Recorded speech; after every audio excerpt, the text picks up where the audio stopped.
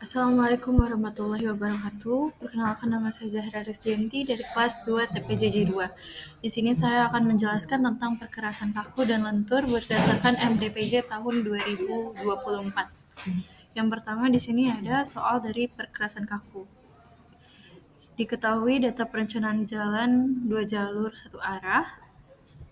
Yang pertama, data perencanaannya yang pertama ada tanda dasar dengan nilai K sama dengan 4 kg per cm kubik.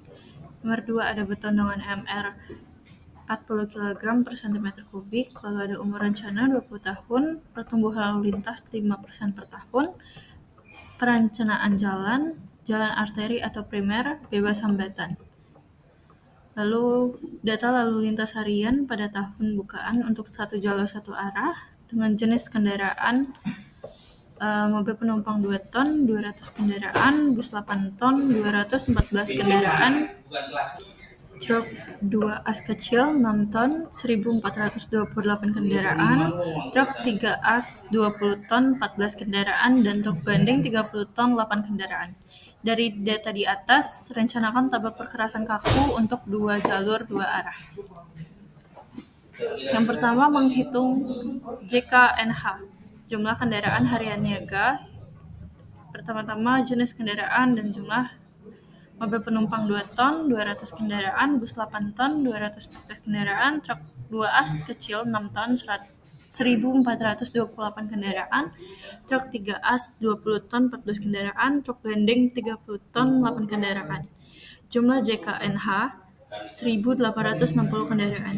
Untuk pertumbuhan lalu lintasnya, R sama dengan 1 plus 5 dibagi 100 kurang 1 per IN 1 ditambah 5 per 100 sama dengan 33,89. Untuk JKN sama dengan 365 hari dikali JKNH dikali R. 365 dikali 1864 dikali 33,89 sama dengan 23 juta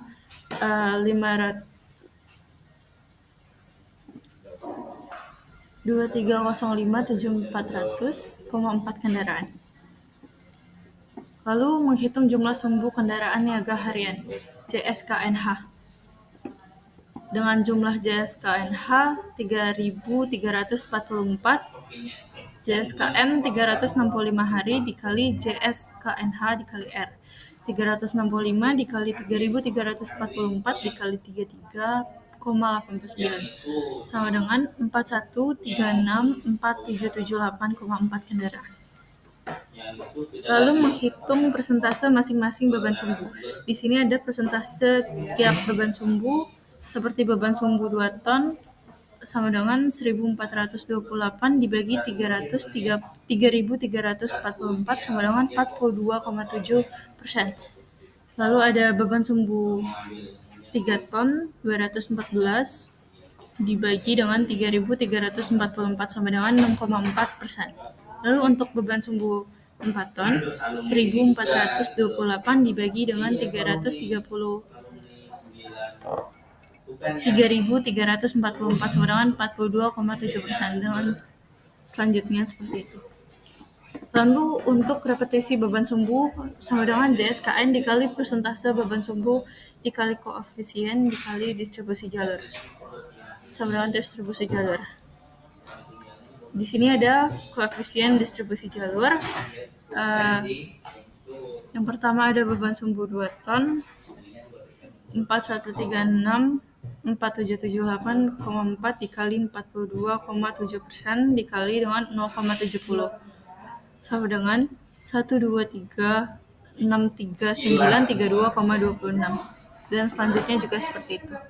Lalu untuk yang terakhir ini ada beban sumbu 14 ton 4136478 dikali dengan 0,24% dikali 0,70 sama dengan 69.492,83. Lalu untuk selanjutnya ada menghitung beban sumbu dengan faktor keamanan 1,2.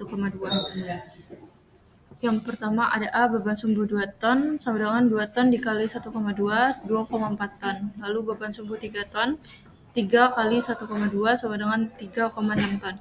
Lalu untuk beban sumbu 4 ton, 4 ton dikali 1,2 sama dengan 4,8 ton.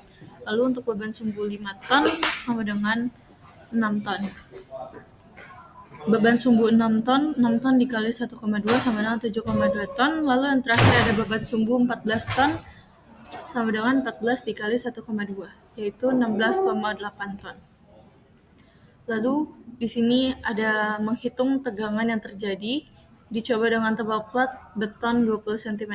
Dengan nilai K sama dengan 4 kg per cm kubik, dari nomogram diperoleh beban sumbu 2,4 ton sama dengan 0, beban sumbu 3,6 sama dengan 0, beban sumbu 4,8 sama dengan 0, lalu ada beban sumbu 6 ton sama dengan 15,5 kg per cm.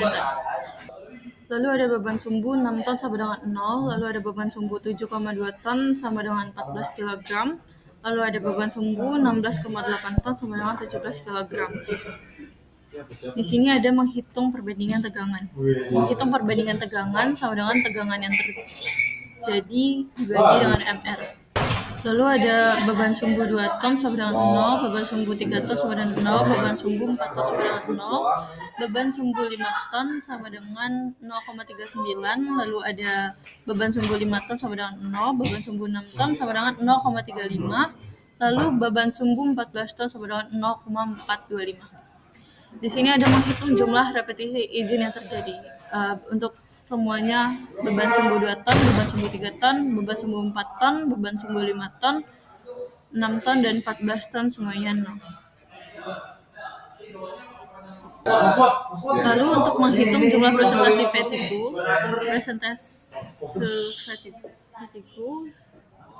repetis beban atau repetis izin, beban sumbu 2 ton, beban sumbu 3 ton, 4 ton, 5 ton, 6 ton, dan 14 ton semuanya 0. Karena total persentase fatigue 0 lebih kecil dari 100%, maka plat 20 cm aman digunakan. Lalu untuk perkerasan lentur, sebuah jalan arteri primer sepanjang 5 km dengan 2 jalur per arah direncanakan menampung lalu lintas kendaraan berat sebesar 4.500 kendaraan per hari dan per lajur, dengan tingkat pertumbuhan lalu lintas 5% per tahun. Selama 20 tahun umur rencana, tanah dasar memiliki CBR sama dengan 5%. Jalan ini akan dibangun tanpa lapis pondasi bawah (LPB). Tentukan total SAL selama umur rencana, lalu struktur ketebalan perkerasan berdasarkan data di atas dan tabel MDPJ 2024. Lalu volume kebutuhan campuran aspal total M kubik untuk seluruh ruas jalan. Selanjutnya diketahui dengan LHR 4.500, jumlah lajur 2 arah, 2 lajur sama dengan 4 lajur, dengan umur rencana N sama dengan 20 tahun. Pertumbuhan lalu lintas R sama dengan 5% per tahun, dan total kendaraan berat tahun pertama 4.500 dikali 4 sama dengan 18.000 kendaraan per hari. Untuk rumusnya sendiri dengan total kendaraan selama umur rencana, rumus geometri deret geometri asal sama dengan 18.000 dikali 365 dikali 1 ditambah 0,05 per 20 dikurang 1 per 0,05 sama dengan 18.000 dikali 365 dikali 33.066.